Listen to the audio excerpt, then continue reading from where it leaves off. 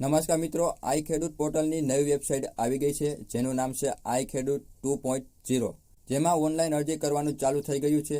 જો તમે પણ આઈ ખેડૂત 2.0 પોર્ટલ ઉપર અરજી કરવા માંગતા હોય તો તમારે પહેલાં ખેડૂત નોંધણી કરાવવાનું રહેશે, જે આપણે આગળના વિડીયોમાં વાત કરી ચૂક્યા છીએ. આજના વિડીયોમાં આપણે આઈ ખેડૂત પોર્ટલ ઉપર અરજી કેવી રીતે કરવી એના વિશે વાત કરવાના છીએ.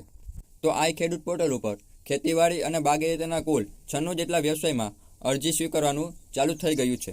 સૌપ્રથમ મિત્રો, તમારે ગૂગલ અથવા ક્રોમ બ્રાઉઝરને ઓપન કરી લેવાનું રહેશે. ત્યારબાદ તમારે આઈ ખેડૂત 2.0 સર્ચ કરવાનું રહેશે. તમારી સામે આઈ ખેડૂત 2.0ની વેબસાઇટ આવી જશે, જેના ઉપર તમારે ક્લિક કરવાનું રહેશે. આ વેબસાઇટની લિંક હું તમને વિડીયોના ડિસ્ક્રિપ્શનમાં અને કોમેન્ટ બોક્સમાં આપી દઈશ. તમારી સામે આ પ્રકારે એક પેજ ઓપન થઈ જશે, જેમાં તમારે લોગિનના આઇકન ઉપર ક્લિક કરવાનું રહેશે, કારણ કે આપણે આગળના વિડીયોમાં વાત કરી ગયા છીએ કે તમારે ખેડૂત નોંધણી કેવી રીતે કરવી. તો સૌપ્રથમ તમારે મોબાઈલ નંબર ટાઈપ કરવાનો રહેશે અને ત્યારબાદ તમારો પાસવર્ડ દાખલ કરવાનો રહેશે અને ત્યારબાદ જે કેપ્ચા છે તે તમારે ફિલ કરી દેવાનો રહેશે અને લોગિનના આઇકન ઉપર ક્લિક કરવાનું રહેશે. તમારી સામે આ પ્રકારે એક પેજ ઓપન થઈ જશે, જેમાં તમારે વિભાગમાં ખેતીવાડી, પશુપાલન, બાગાયતી અને મત્સ્ય ઉદ્યોગના 4 પ્રકાર જોવા મળશે. તો તમે જે વિભાગમાં ઓનલાઈન અરજી કરવા માંગતા હોય તે તમારે સિલેક્ટ કરવાનું રહેશે. આજના વિડીયોમાં આપણે ખેતીવાડી વિભાગમાં અરજી કરવાના છીએ. તો અહીંયા તમે જોઈ શકો છો કે ઘણા પ્રકારના સાધનો ઉપર તમને સબસિડી મળવાપાત્ર છે. આજે આપણે સોલાર પાવર યુનિટ કિટમાં ઓનલાઈન અરજી કરીશું, જેને આપણે ઝટકા મશીન તરીકે ઓળખીએ છીએ. તો તેમાં તમારે અરજી કરવાના આઇકન ઉપર ક્લિક કરવાનું રહેશે. તમારી સામે આ પ્રકારે એક પેજ ઓપન થઈ જશે, જેમાં આગળ માટે ક્લિક કરો એ આઇકન ઉપર તમારે ક્લિક કરવાનું રહેશે. તો આપણે આમાં 4 સ્ટેપ આપેલા છે. 4 સ્ટેપમાં આપણી અરજી કમ્પ્લીટ કરવાની રહેશે. તો પહેલા સ્ટેપમાં તમારું પૂરું નામ આવી જશે. ત્યારબાદ તમારે સરનામું ટાઈપ કરવાનું રહેશે. ત્યારબાદ તમારો જિલ્લો, તાલુકો અને ગામ ઓટોમેટિક આવી જશે.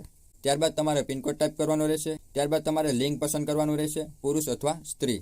ત્યારબાદ જાતિ તમારે સિલેક્ટ કરવાની રહેશે, જેમાં જનરલ, ઓબીસી, એસસી, એસટી જે તમારી જાતિ હોય તે તમારે પસંદ કરી લેવાની રહેશે. ત્યારબાદ તમે દિવ્યાંગ છો કે કેમ, હા અથવા ના પસંદ કરવાનું રહેશે.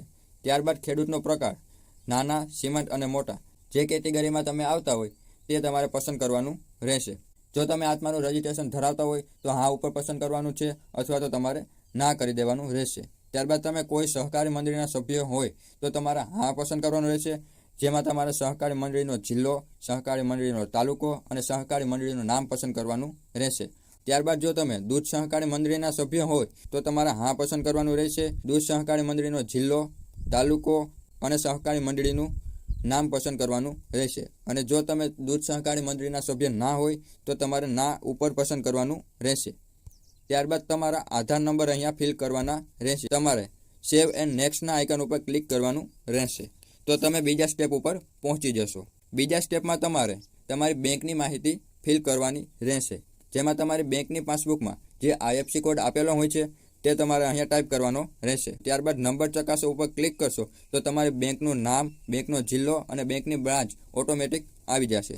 ત્યારબાદ તમારા બેંકના ખાતા નંબર ટાઈપ કરવાના રહેશે અને સામે તમારે કન્ફર્મ બેંકના ખાતા નંબર ટાઈપ કરવાના રહેશે. ત્યારબાદ તમારે અરજદારનું નામ બેંક પ્રમાણે ટાઈપ કરવાનું રહેશે. ત્યારબાદ તમારું સરનામું અહીંયા ટાઈપ કરવાનું રહેશે. તમારે સેવ એન્ડ નેક્સ્ટના આઇકન ઉપર ક્લિક કરવાનું રહેશે. તો અહીંયા તમારે તમારી જમીનનો રેકોર્ડ આવી જશે. અને જો તમારે 1 કરતાં વધારે જમીન હોય તો અહીંયા એડના આઇકન ઉપર ક્લિક કરીને તમે જમીન એડ કરી શકો છો. અને ત્યારબાદ તમારે સેવ એન્ડ નેક્સ્ટના આઇકન ઉપર ક્લિક કરવાનું રહેશે. તો અહીંયા તમે જે સર્વે નંબર ઉપર સોલાર પાવર યુનિટ કિટ એટલે કે ઝટકા મશીન લેવા માંગો છો તે સર્વે નંબર પસંદ કરવાનો રહેશે. તો અહીંયા તમારે જિલ્લો, તાલુકો અને ગામ પસંદ કરી લેવાનું રહેશે. ત્યારબાદ તમારો જે સર્વે નંબર છે તે અહીંયા ટાઈપ કરી દેવાનો રહેશે. આટલું ટાઈપ કરશો તો જે જમીનના માલિક છે તેમનું નામ આવી જશે. ત્યારબાદ તમારે એડના આઇકન ઉપર ક્લિક કરવાનું રહેશે. તો તમારી આ પ્રમાણે વિગત આવી જશે. ત્યારબાદ હવે તમારે સબમિટના આઇકન ઉપર ક્લિક કરવાનું રહેશે. તો તમારી અરજી સફળતાપૂર્વક થઈ જશે.